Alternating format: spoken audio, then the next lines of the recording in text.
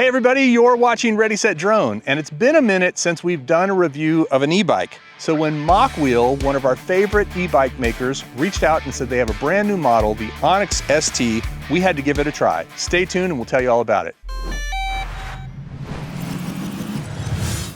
So this is the Onyx ST from Mokwheel. It is a mid-drive motor, and that is a big deal. A mid-drive motor is going to be smoother, it's going to give you more torque and more power than a hub motor in the back, and it's also going to be better balanced on the bike. So aside from higher-end mountain bikes, this is actually the first mid-drive motor that we have reviewed, and so far I'm really liking it. I like how smooth and responsive it is. And I gotta tell you, this bike is super comfortable. It has full suspension, you can see it compressing, and it feels really good as you go over bumps, rocks, etc. So I believe this bike is rated to 350 pounds. That's great because I'm not even close to that, even though I am pretty heavy. So if you're a bigger person and you want a bigger bike, this bike is going to be able to handle you. It has a 48-volt battery, and the battery can be removed using a key over here on the side, or you can charge it just by plugging it in overnight. And one of the things I really like about this bike is this integrated screen that's built into the stem here. Now this stem is also adjustable so that if you wanted to rotate it up and make it a little higher, you could, or if you wanted to make it lower in a more aggressive position, you can do that too. This stem gives you the ability, if you're taller, to sit more upright and not have to be hunched over. I really like the position of riding on this bike. When I'm riding it, I feel upright and straight. I don't feel like I'm hunched over. The seat is very comfortable. And speaking of the seat, this bike has a dropper post. I don't know if you really need a dropper post on this bike, but what it does is it allows you to lower the seat by pushing this little lever and pushing down, or sitting on the seat. When you're sitting on it, it goes down. And when you pull the lever and you stand up, it comes up. What that does is gives you different riding positions for different situations. If you're going down a steep hill or riding over a rock or something like that, you want the seat lower so that your weight's a little lower on the bike and you don't have as much tendency to go over the handlebars. When you're climbing or just riding straight, you want the seat a little higher, so you can do that very easily. And they included a quick release, which I think all bikes should have, honestly. It has a kickstand, it has a front headlight that you turn on by holding down the plus button on the controller here. It has a tail light that we don't have on it right now, but it's a battery-powered tail light, so it's not integrated with the bike. Pretty optional, honestly. If you're gonna be riding around during the day, you probably don't need it, but if you're gonna be riding around at night, you could put that tail light on. It's included, so why not? It's rechargeable. The grips, like all Mokwheels, are very, very nice and grippy. They have this little part that sticks out and they're kind of leathery feeling. The brakes are Tektro hydraulic disc brakes, which you need for a bike this heavy. If you're buying an e-bike, make sure you get hydraulic disc brakes. Don't get mechanical disc brakes, because mechanical disc brakes, while they can be good, they're not great on a heavy bike like this. You really need the hydraulic disc brakes to stop. And these seem to stop really well. Good braking power. Yeah, skid mark. One thing we haven't quite figured out yet is this shifter. So this is a Shimano Q's shifter. It has 10 gears, but I was having trouble getting it into gear 10. And also this little part right here doesn't reset when you push it in. You have to actually pull it back manually, which I don't think that's the way it should be. This one resets, it pops in and then pops back out. But this one, when you push it, you have to pull it back if you want to use it again. I don't know if that is a problem with this particular bike. We did have a bell that was sitting here and the bell got damaged during transit, so we didn't put it on because it was cracked. So I'm wondering if maybe something here got pushed or something, but it's not a big deal because all you do is just pull that back out each time. You just push it and then pull it back out, but it should automatically click back into place, I believe. You can adjust the stiffness on the shock by turning this purple thing right here, depending on how much compression you want. I think you could also adjust the stiffness of this shock by putting air into here and by moving this little lever here. If you have a shock pump, you can open this up and put air into there, which is going to give you more air. You typically want about the amount of PSI that you weigh, I think. So if you're a 200 pounder, you want 200 pounds of PSI in that shock. Right now it's kind of squishy, which I kind of like. It's very comfortable. I probably should put a little bit more air in there to stiffen it up a little bit, especially if I'm going to be riding over rocks. It does have a throttle. I'm not a big fan of throttles on e-bikes personally. I feel like the whole point of a bike is just to have to pedal a little bit. And speaking of pedaling, it has a combination torque and cadence sensor. Now what that means is that it gives you a torque sensor sometimes and a cadence sensor the other times. I don't exactly understand how that combination works, But as I said before, this bike feels very smooth as you're riding it. But like right now, I'm in pedal assist 5, I'm pedaling slowly and it's not kicking on. And that's a good thing because it's not lurching me forward. You can see I'm pedaling slowly and it's just kind of giving me a little bit of power, but not like lurching me forward as I pedal. And I think that's the torque sensor that's doing that. This screen is built into the stem here, which is nice. It's not a touch screen, so don't think you can touch it. That would be cool at some point, but there is a separate controller over here. There's 5 levels of pedal assist. So I'm in 0 right now. There's actually 6 if you count 0.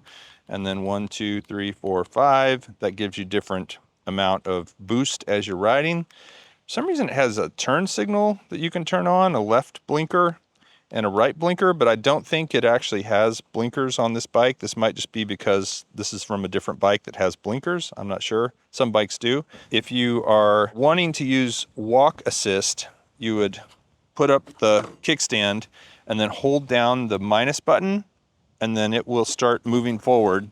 And that is if you are trying to go up a hill or something and you aren't riding and you just want some help getting this heavy bike up the hill, the walk assist is useful for that. And then to stop it, you hold down the minus button again and the walk assist stops.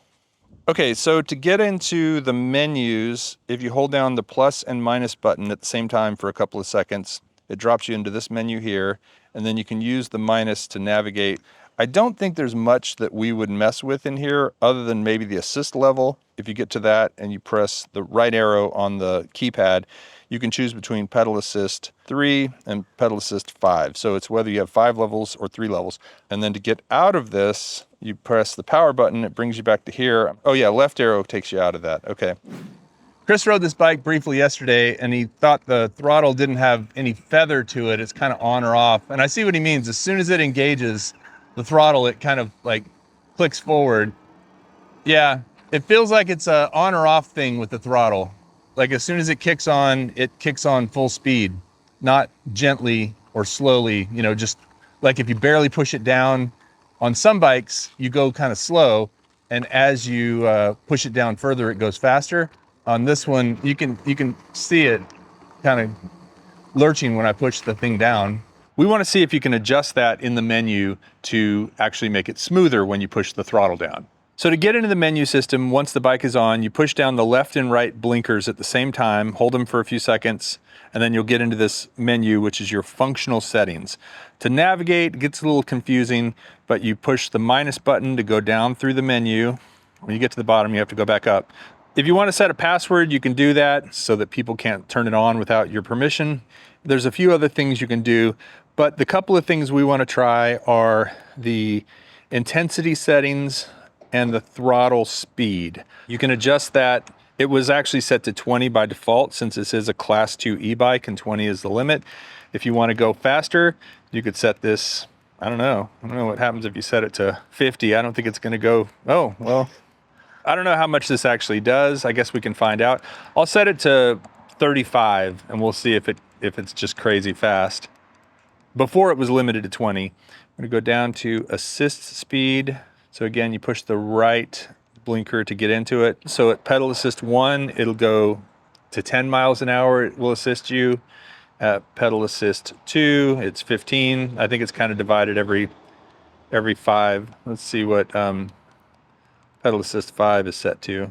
So in pedal assist 5, it's going to give you up to 30 miles an hour. You're getting assistance. The intensity setting, I think, is the one we want for this throttle thing. So we're going to go there. We're going to go into it.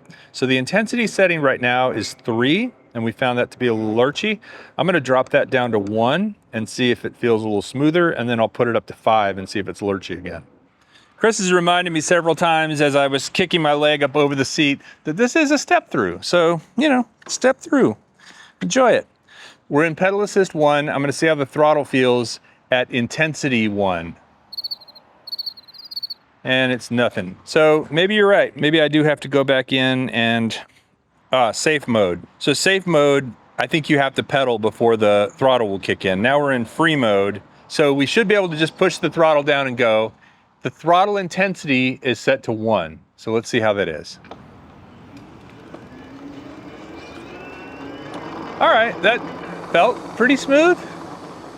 Like it didn't start off super fast. Right now we're in intensity 1. We're gonna go to pedal assist 5. All right, 3, 2, 1. Also pretty smooth.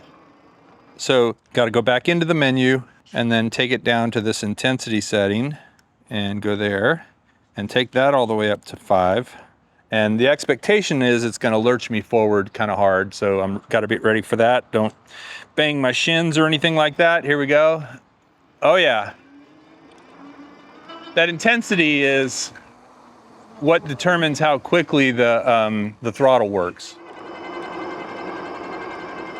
You know, with these polarized glasses, I can't see the screen, so I don't know how fast I was going. So in that menu, there is the ability to change the top speed with throttle only. And so I want to see how accurate it is. So going back down here to throttle speed, I'll go into that. I've got it set to 35. I'll turn it up to 40 and see how close to that it gets. I don't think it's going to go above 20 or 25 because I don't think it can, but we'll see how close to 40 it gets with throttle only.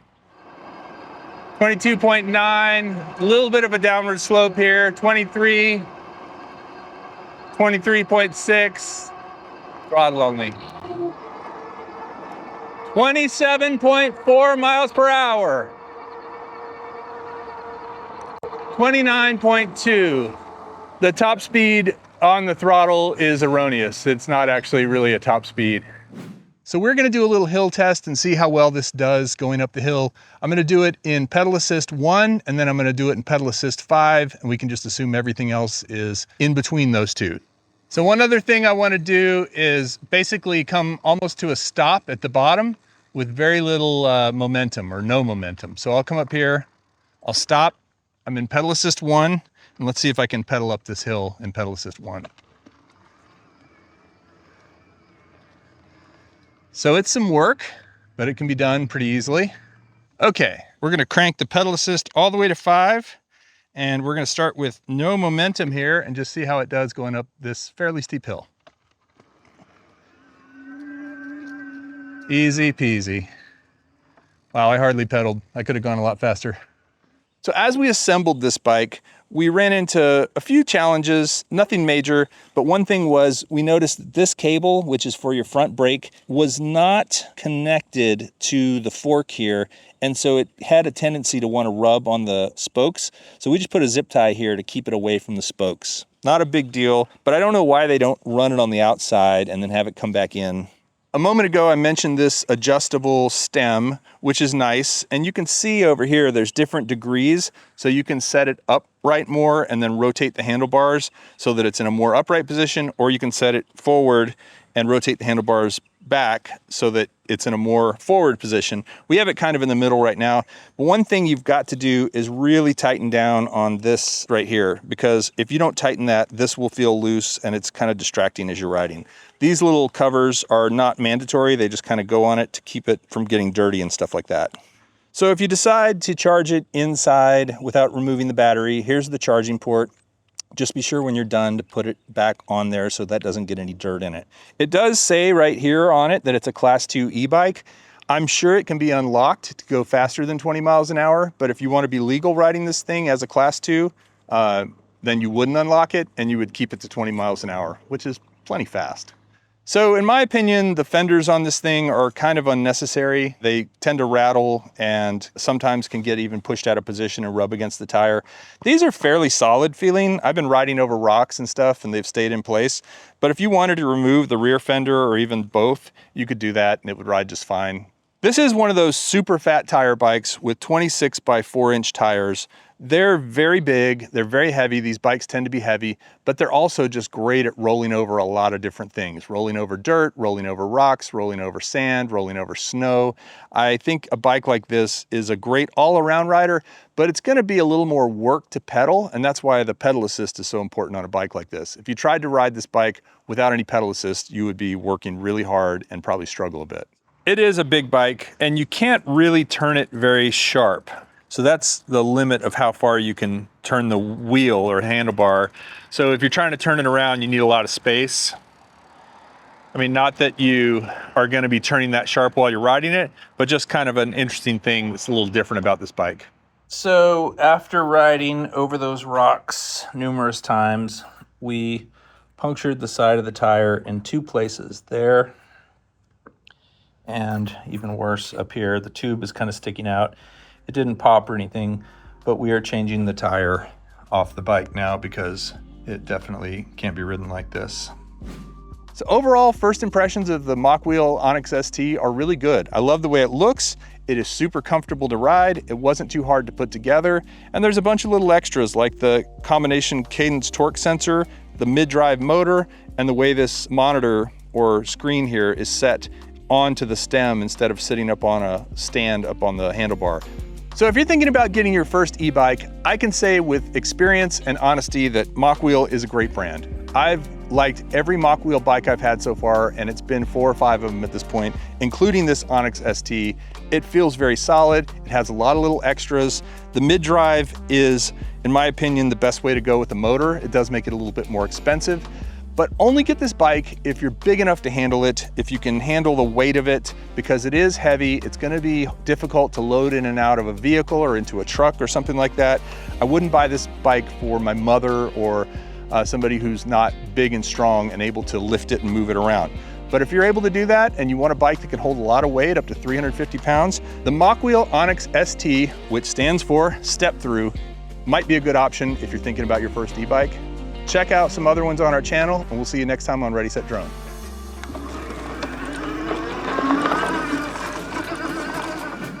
So obviously we had to change the tire on the Mokwheel because I put a hole in the side riding over rocks. But I was gonna throw the tire away, and Chris said, wait, don't throw it away yet. He wants to do something with it. We forgot how to fly FPV. And try rolling it. Okay, 3, 2, 1, roll.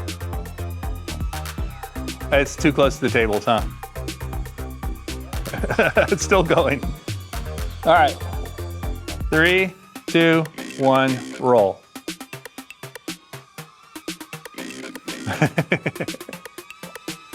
Three, 2, 1, roll. Nice. One more time. 3, 2, 1, roll. All right.